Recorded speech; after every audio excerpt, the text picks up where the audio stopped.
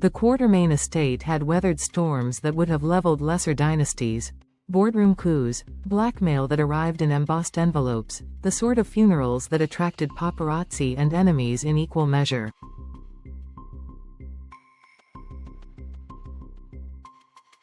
Yet nothing prepared the household for the quiet violence of one page inside a legal folder. The day began with ritual. Staff polished silver that already gleamed, relatives rehearsed grievances behind polite smiles, and Alexis arrived with the paperwork no one wanted to see but everyone insisted on hearing.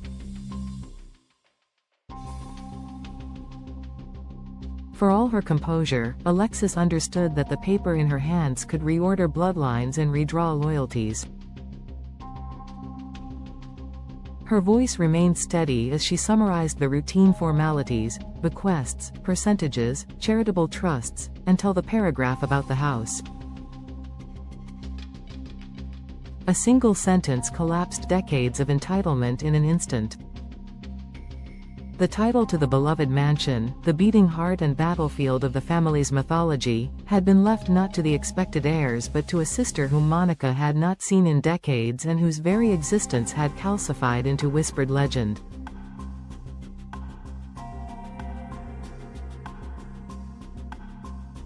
Shock does not always announce itself with volume, sometimes it arrives as stillness.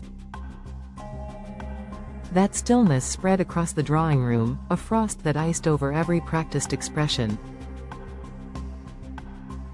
Alexis read on, outlining the chain of legal reasoning that Monica, ever the surgeon, precise even in farewell, had set in motion. There was nothing impulsive in the clause. Monica had memorialized a series of contingencies, each cross-referenced to a trust provision, each notarized with the care of a woman who had lived long enough to understand that history repeats unless the paperwork prevents it.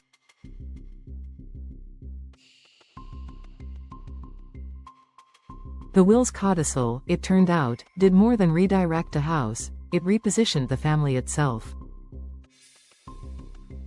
The Quartermaines had long mistaken proximity for inheritance. They believed that a lifetime spent in those rooms was a deed in all but name. Now the letter of the law revealed a different truth. Residency is not ownership, and belonging is not a legal category. As Alexis closed the folder, what had been a home transformed into evidence, a matter of record rather than memory. Even grief shifted in texture, becoming a kind of litigation the heart was compelled to argue with itself.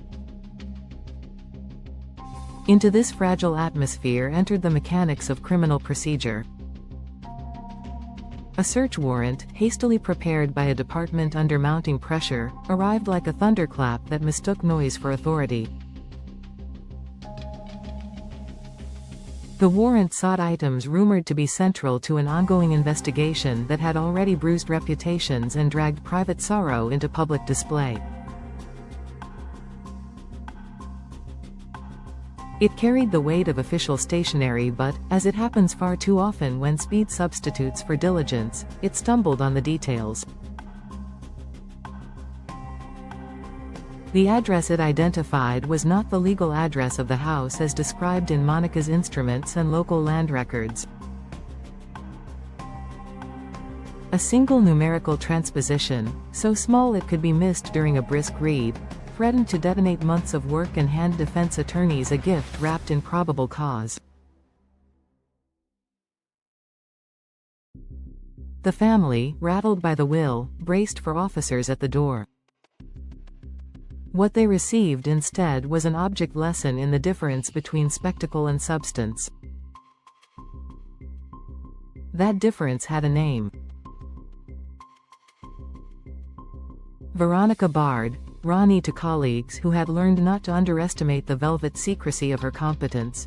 Read the warrant with the ruthlessness of a proofreader whose only loyalty is to accuracy. The color drained from a few faces as she pointed to the discrepancy, not with glee but with the sober clarity of someone who had spent her career rescuing investigations from the brink of their own impatience.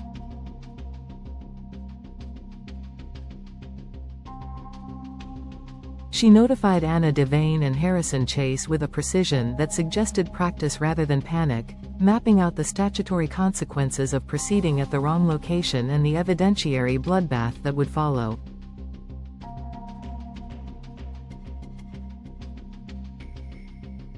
Procedure, Ronnie reminded anyone who needed reminding, is not red tape, it is the scaffolding that keeps justice from collapsing under its own weight.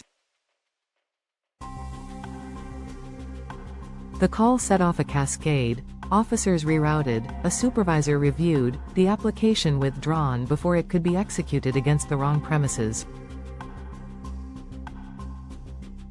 In the theater of law enforcement, restraint rarely gets a curtain call.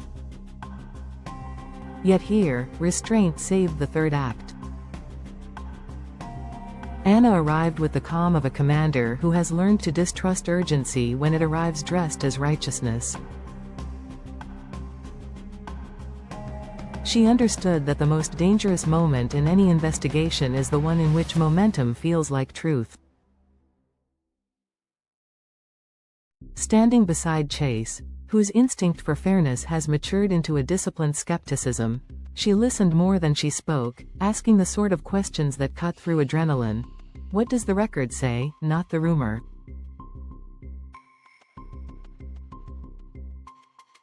Which address is on the deed, not the mailbox?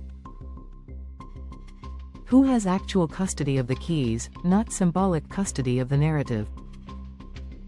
Each answer tightened the weave of their case rather than tearing it. The revised plan, humbler and slower than the spectacle some expected, honored the fundamentals: correct address, correct notice, correct scope. There are times when power is best expressed by the willingness to turn back and begin again. Inside the mansion, drama rippled in subtler registers. The bequest to the long-lost sister reframed old stories. People who had defined themselves by proximity to Monica now had to reconsider what the matriarch believed home meant. Perhaps Monica had decided that houses, unlike fortunes, should not be bartered for leverage. Perhaps she remembered a promise made before the Quartermaine corridors taught her how promises can be weaponized. The speculation burned hot, but beneath it lay a gentler possibility, that love sometimes bypasses chronology. The sister's absence did not negate the claim of memory, it deepened it, anchoring the house not to attendance but to origin.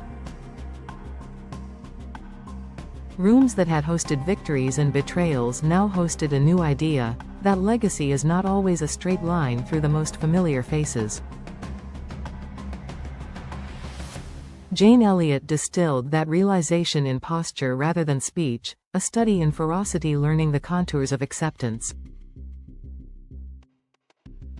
Around her, others recalibrated, some calculating where influence might be found in a future without deed-based authority, others feeling for the first time the relief of not being measured by square footage.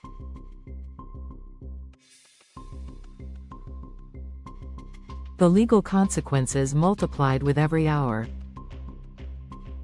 Probate law, that intricate choreography of filings and notices, sprang to life. Alexis, pivoting from reader to strategist, diagrammed the path ahead, petitioned to admit the will and its codicils, motions from expected challengers, a likely request for supervised administration given the property's symbolic gravity, and the necessity of insulating probate from the criminal investigation that hummed at the perimeter.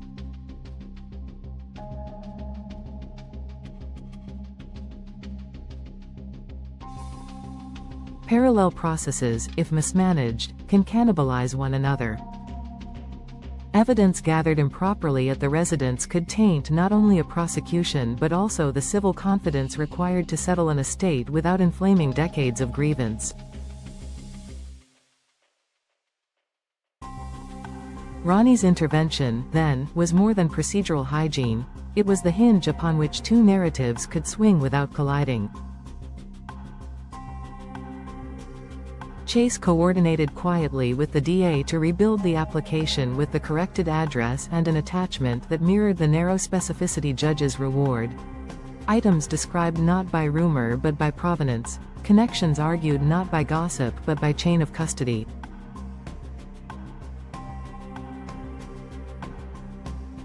As news of the misaddressed warrant dripped into the city's bloodstream, the spectacle artists sharpened their knives. Talk shows rehearsed outrage at a phantom injustice that never occurred. Blogs demanded accountability for a raid that had not happened. The truth, that diligence had prevented a mistake, lacked the click magnet drama of a door kicked in. Anna, undistracted, let the noise burn itself out. Institutions keep faith with the public not by staging heroics but by refusing shortcuts. Her team rebuilt the foundation stone by stone, leaving behind a paper trail whose elegance lay in its boredom. When the revised warrant finally bore the right address, it also bore the humility of a process that had chosen accuracy over theater. Back inside the house, memory began to move in. People walked the halls with the self-consciousness of guests who do not yet know where to put their hands. The mansion's lineage had always been personal myth as much as property law. Now, freed from a presumption of automatic inheritance, it could become a site of something rarer: gratitude. Those who loved Monica found themselves remembering her not only as the arbiter of family storms but as a woman who had survived her own and remained, miraculously, kind. Her decision about the house read, in that light, like an act of repair directed at a part of her life that predated the Quartermaine gravity well. The long-lost sister, no longer merely an absence shaped like a person, became the quiet center of a future everyone would need to approach with fewer demands and more humility. The staff adjusted with the resilience that comes from having outlasted regime changes before. Polished silver continued to gleam. The clocks continued to work. In the days that followed, Alexis stitched together a truce between the living and the legal. She set timelines that converted emotion into action items. Notices served to interested parties, inventories begun for assets that could be valued without theatrics, a schedule for hearings that would unfold in courtrooms where drama is less about volume than about rules.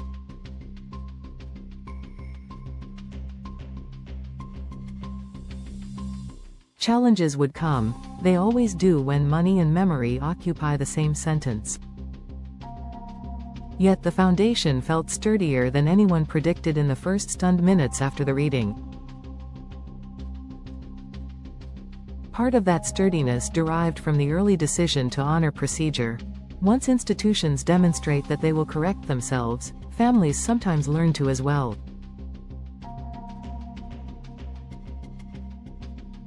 Anna kept her team focused on facts rather than folklore. Chase did the unglamorous work of corroboration that saves cases from collapse. Ronnie, having delivered clarity, returned to the shade where the most effective professionals do their best work.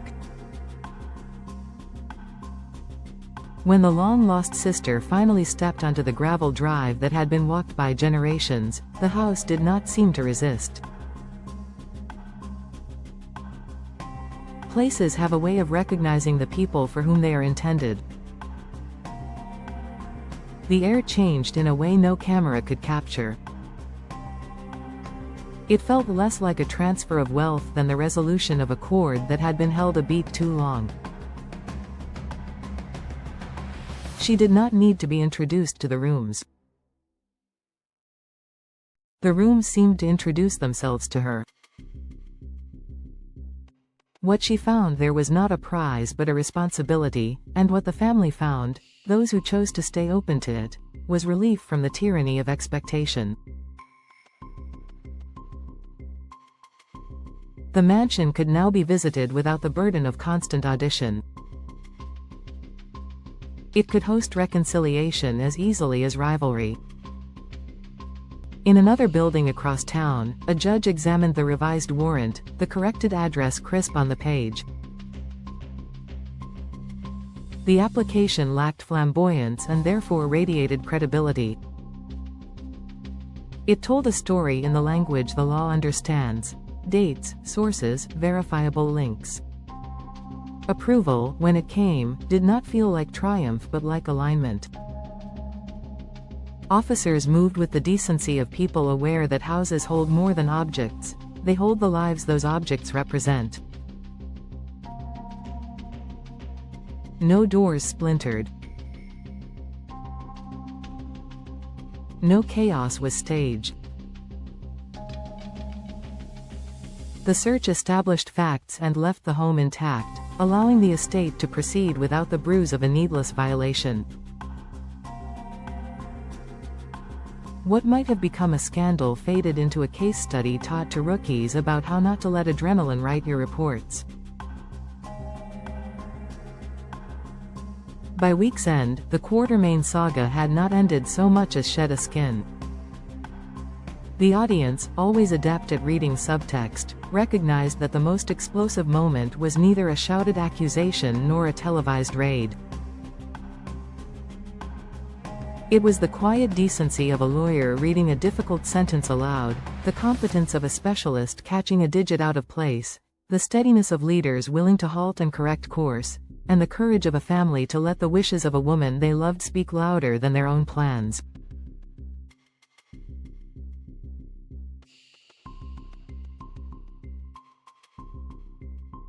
Monica's last gift was not merely the redistribution of assets, it was a tutorial in how power can choose grace without surrendering strength. The house will stand, as it always has, but its meaning has been renewed. Under new stewardship, it can become less a trophy than a sanctuary, less a stage for performance than a room for remembering.